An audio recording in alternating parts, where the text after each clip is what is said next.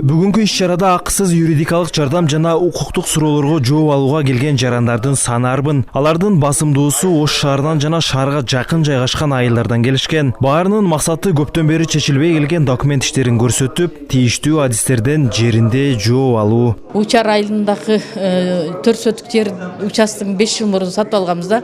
Ошо 5 жыл мурун сатып алганда ошо мыйзамсыз деп прокуратура органдары тарабынан иш козголуп, ушул убакка чейин чечилбей келет да. Документти алып келип көрсөттүк, азыр карап айтып атат, ошол 3-чү этапта каралган болсо, эми айыл өкмөт гана чечип берет деп атат да. Ошо айыл өкмөт токтомду өзүңүздөргө кимден сатып алган болсоңуз, ошо биринчи ээсине чыгарып берет, анан кайра алды сатты кылып аласыңар деп ар кандай эме берет. Азыр 100 000 байланыштуу акциясы жарандарга юридикалык колдоо көрсөтүүнү максат кылган. Мында жарандарга жеринде гана консультация берилбестен, андан кийин дагы маселеси чечилгенге чейин онлайн байланышып турушат. Юридикалык жардам кызматынын өкүлдөрүнүн айтымында ар аймактын көйгөйлөрү ар түрдүү. Басымдуусу мүлк, жер маселелери. Жалпы эле ушул түштүк тарапта көбүнчө жер маселеси боюнча өтө көп кайрылар болот.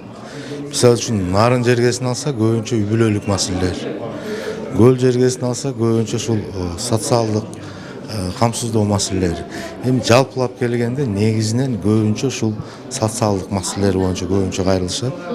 Андан кийинкиси ушул жер маселеси, кийинкиси ушул үй бүлөлүк маселелер жана башка көптөгөн ушул документ иштирүү жана башка көптөгөн укуктук маселелер боюнча кайрылышат. Биз сил байланыш аркылуу элдерге чыгуу менен укуктукту маалыматты жеткизип туруу бул биздин колумуздагы жанагы чыналууларга алып келбейт. Элге бар болгон.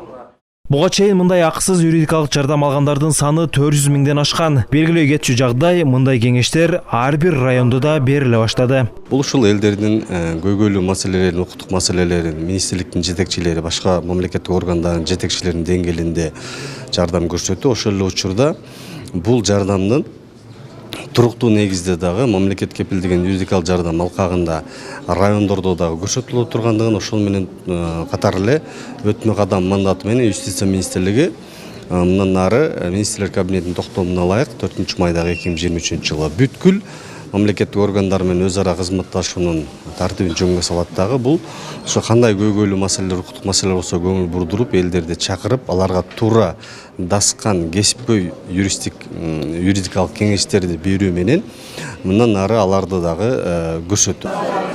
Аталган иш-чаралар Бишкек жана Каракол шаарларында өткөн. Ал аймактарда дагы укуктук жардам алууга келгендер арбын болгону айтылды. Акция алдыда Баткен жана Жалал Абад облустарында уланат.